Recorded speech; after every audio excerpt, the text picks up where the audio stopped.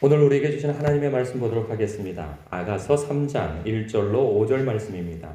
생명의 샘가 5월 17일 수요일 말씀 신부의 꿈과 노래 함께 읽겠습니다. 내가 밤에 침상에서 마음으로 사랑하는 자를 찾았노라. 찾아도 찾아내지 못하였노라. 이에 내가 일어나서 성 안을 돌아다니며 마음에 사랑하는 자를 거리에서나 큰 길에서나 찾으리라 하고 찾으나 만나지 못하였노라.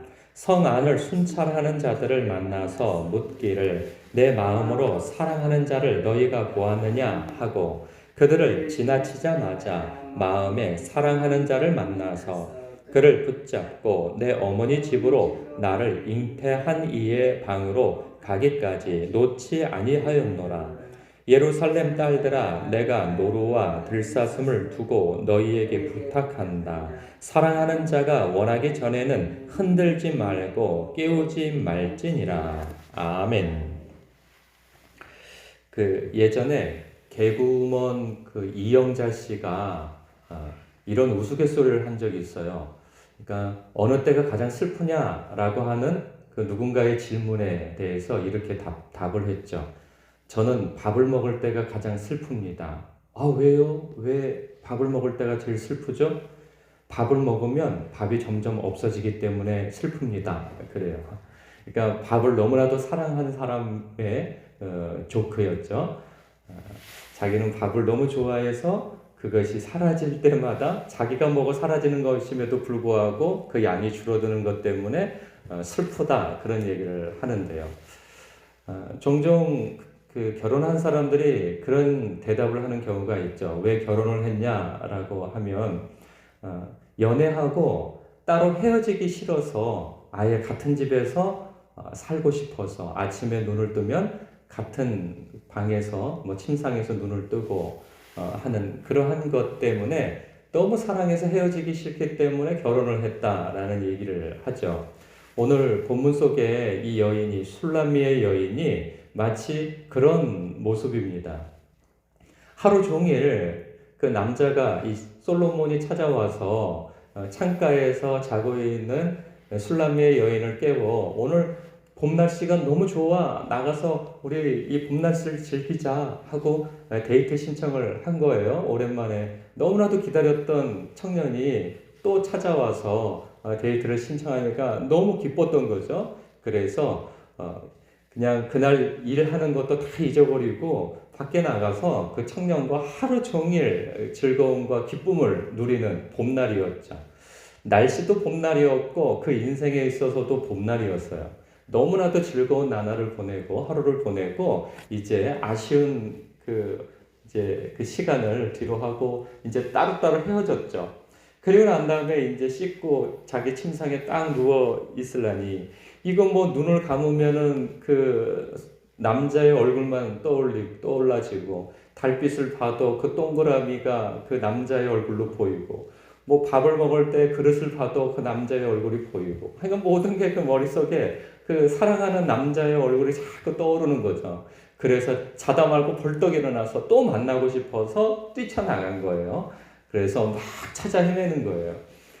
이 성읍 안이라고 하는 거 보니까 예루살렘 성읍 안에 그 여인도 살았던가 봐요. 그래서 그 성읍을 막 이리저리 찾고 돌아다니니까 그러니까 우리 생각에 아니 그 밤에 집에 가서 잠을 자겠지 아니 밖에서 나가서 찾는다고 찾아져 이런 생각을 가질 만한데 그 남자가 목동이라고 한다면 들녘에서 잘 수 있죠. 들녘에서 양치다가 잘 수 있죠. 그러니까 그런 생각을 하고 그러니까 이 여인은 이 남자가 목동 중에 한 사람이라고 생각했던가 봐요. 그러니까 그 목동을 찾아 헤매기 위해서 이리저리 막 뛰어다니다가 이 성안을 순찰하는 순찰자를 만나서도 이런 인상착의의 남자를 못 봤느냐 물은 거죠. 이 찾다 근데 놀랍게 찾아진 거예요. 그게 4절이죠. 그들을 지나치자마자 마음에 사랑하는 자를 만난 거예요. 아주 또 운명처럼 그 만남이 이루어진 거죠. 솔로몬도 그랬던가 봐요. 왕궁으로 돌아가야 할 시간인데 미련이 남아가지고 또 다시 돌아왔던가 보죠. 그러니까 이 사랑을 연출해 보면은 그림이 그려지는 거죠. 그냥 가서 그냥 잠자는 모습이라도 바깥에서 그 집만 보려고 해서 간 거였고, 이 여인은 또 너무 뜨거운 마음에 찾아 나섰는데 사실 만날 수 없는 시간대이고 만남이었는데 그 만남이 다 이루어진 거죠. 너무나도 그냥 그 사랑의 애틋한 마음이 막 표현되어지는 거예요. 근데 여기에서 놀라운 것이 이 여인이 그의 손을 붙잡고 어딘가로 뛰어갔는데 자기 집으로 뛰어간 거예요. 뛰어가서 내 어머니 집으로 나를 잉태한 이의 방으로 가기까지 놓지 않았다라는 말을 해요. 이게 무슨 말일까? 두 가지 의미로 해석할 수 있어요.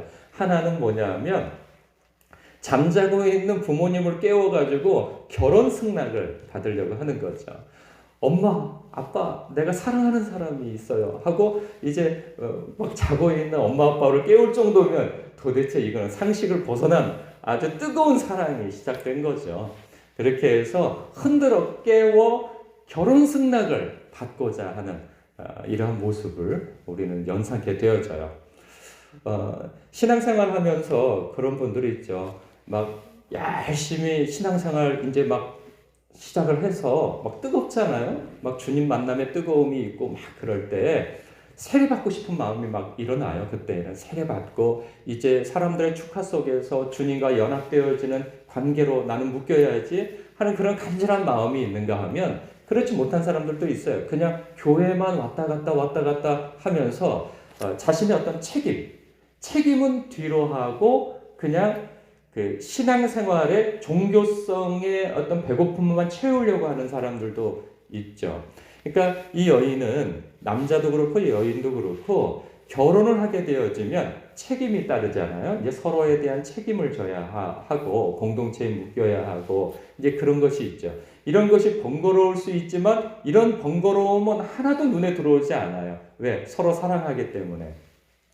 오늘날은 그런 얘기를 하잖아요. 결혼하지 않고 즐기는 방법을 젊은이들이 찾으려고 하는 시대에 있잖아요. 그런데 신앙생활도 그런 경우들이 많아요. 그러니까 책임을 지지 않고 책임의 관계를 맺지 않고 그러니까 교회를 다니지 않으면서 신앙생활을 할 수 있다고 하는 그러한 편리한 생각들. 왜? 교회를 나가면은 뭐 헌금도 해야 되고 사람 마음에 들지 않는 사람들과 구차하게 엮여야 되고 그러니까 나는 기독교인인데 교회는 나가지 않아. 그리고 나는 기독교인인데 교회 가서 예배드리지 않아. 나는 방송으로 예배드려요. 그리고 사람들과는 어찌하든지 엮이지 않으려고 하는 그러한 모습들을 보곤 합니다. 그러나 그것은 사실 건강한 신앙생활이라 볼 수 없는 거죠. 건강한 신앙생활 속에서는 예수님을 사랑하고 하나님을 사랑하는 그 신앙생활 속에서는 주님의 몸된 교회 안에서 공동체를 이루어가며 그리고 그 공동체 안에서 또 신앙생활을 영위해 가면서 예배의 생활을 해 나가야 하는 그래서 봉사도 하고 서로 관계도 맺고 하는 가운데에서 그리스도께까지 서로 자라가야 하는 하나의 장 속에서 자신을 두어야 하는데 이런 번거로움을 다 피해가려고 하는 편리함 속에서 신앙생활을 하려고 하는 것이죠. 이제 뭐 앞으로는 결혼하지 않고 애 낳는 방법을 택하고 뭐 이제 이런 방법들도 택한다고 하지 않아요? 그러니까 이런 것들이 교회 안에서까지도 이런 문화가 팽배해져 가고 있는 것이 참 안타까울 뿐입니다. 이렇게 사랑하는 사람과 헤어지기 싫어서 책임의 관계인 결혼을 승낙을 받고자 엄마 아빠를 흔들어 깨우는 이러한 신앙 우리가 본받아야 할 것입니다. 그런가 하면 여기에서 우리가 또 찾는 바는 그 말씀 묵상해 볼 만한 내용은 무엇이냐면 간절히 찾는다는 거죠. 사랑하는 사람은 간절히 찾아요. 이것은 사랑해서 찾기도 하지만 내 삶에 절박한 어떤 문제가 있을 때 문제 해결을 여기저기서 찾아보지만 그 문제가 해결되어지지 않고 벼랑 끝에 내몰리는 사람은 하나님을 찾게 되어져 있죠. 예수님을 찾게 되어져 있어요. 마치 이 여인이 사실 너무나도 사랑해서 그 주님을 떠나지 않고 계속 그 주님 안에서 머무르려고 하는 그러한 모습, 신앙인의 모습을 연상케 하기도 하고 그리고 또 절박한 상황에서 주님을 찾는 이러한 간절한 신앙인의 모습을 연상해 보이기도 하는데 우리의 신앙이 늘 이렇게 주님에 대해서 뜨거운 마음을 가질 수 있어야 한다는 거죠. 이런 생각이 또 들 수 있어요. 이 젊은 남녀의 뜨거운 그런 사랑을 보게 되어지면 아유 나도 젊었을 때 그랬지. 아유 근데 맨날 뜨겁게 살 수 있어? 이런 생각이 들기도 합니다. 근데 신앙생활도 또 그렇게 들 수가 있죠. 아유 나도 한때는 뜨거웠어. 그러나 매번 뜨거울 수 있어? 사랑이라는 게 뜨거워야만 사랑이야? 은근한 사랑도 있고 뭐 하여간 여러 가지 사랑이 있잖아요. 나는 이렇게 뜨겁지는 않지만 꾸준해. 뭐 이렇게 스스로를 안위할 수 있고 뭐 위로할 수 있지만 하나님 앞에 뜨거운 것은 우리가 늘 유지해야 하는 것이죠. 이런 주님께서도 그러잖아요. 어린아이와 같은 신앙을 가져야 한다라고 말씀하시고 우리 사도 바울 같은 경우에도 그래요. 사도 바울의 그 서신서를 보면 주님과 만남을 가졌던 시간이 수십 년이 지났음에도 불구하고 그 서신서에서 보면은 여전히 주님을 향한 뜨거운 마음이 있어서 특히나 빌립보 교회에 보내는 그 서신서 1장을 보면 그의 고백이 그렇잖아요. 나는 죽고 싶다. 왜? 나는 이 세상과 저 세상에 끼인 사람이다. 나는 내 소망은 사실 너희들이 걱정하는 것처럼 내가 죽을까봐 걱정하고 있지만 나는 이렇게 죽으면 순교이고 그리고 나는 이렇게 죽으면 내가 그렇게 보고 싶은 예수님을 볼 수 있기 때문에 이게 내 소망이기 때문에 나는 사실 죽고 싶다. 그러나 내가 죽지 않고 여기 남아있는 이유는 내가 그래도 살아있는 게 당신들에게 유익이기 때문에 내가 살아있는 것이지 나의 개인적인 소망은 주님 곁에 가서 난 그 사랑하는 주님을 만나고 싶다라고 하는 그 뜨거운 마음을 표현하는 것을 봐요.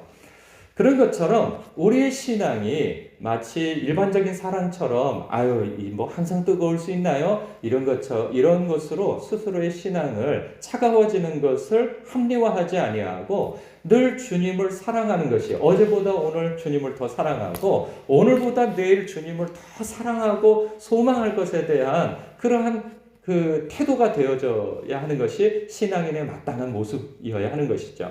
너무나도 주변 사람들이 마치 신앙의 권태기를 겪는 것이 당연한 것처럼 여겨지는 이 세대 가운데 뜨거운 것이 오히려 비정상이고 저 사람 이단 아니야? 맹신자 아니야? 이렇게 취급되어지는 시대 가운데 주님 앞에 우리의 뜨거움이 이렇게 표현되어지는 것은 당연하다고 여겨져야 하는 것이죠.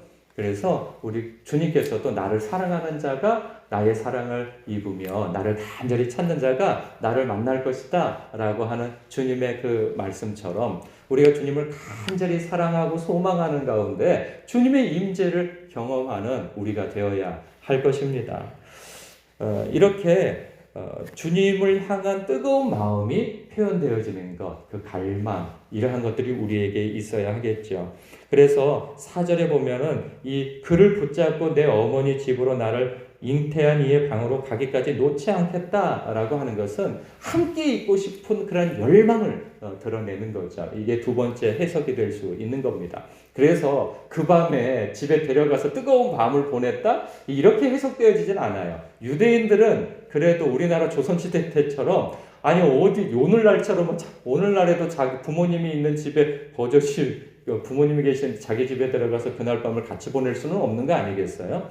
그런데 이렇게나 뜨겁게 사랑을 한다고 하는 것, 헤어지고 싶어 하지 않는다고 하는 이 모습 속에서 오늘 우리가 이 5절에도 보면은 나를 흔들어 깨우지 말라는 거죠. 우리의 사랑이 자연스럽게 아침에 눈을 뜰 때까지 그 어떤 것에도 방해받지 않고 싶다고 하는 이러한 표현이 우리에게도 있어야 하겠다는 생각이에요. 우리의 일상이 가만히 내버려 두면 얼마나 바쁜 일에 우리의 시간과 우리의 열정이 쏟아져 부어집니까? 그런데 모든 것을 뒤로 하고 어떤 한 시간과 어떤 장소를 구별하여서 주님과 나하고만 독대가 되어지고 친밀한 관계가 누려지는 그게 성경 읽기가 되어질 수가 있겠죠. 내가 좋아하는 어떤 부분의 성경을 몇 번이고 되뇌어 읽으면서 주님과 그 말씀으로 묵상하고 그리고 주님과 그 말씀 안에서 만남을 가지고 하면서 또 기도하면서 주님과 내가 아주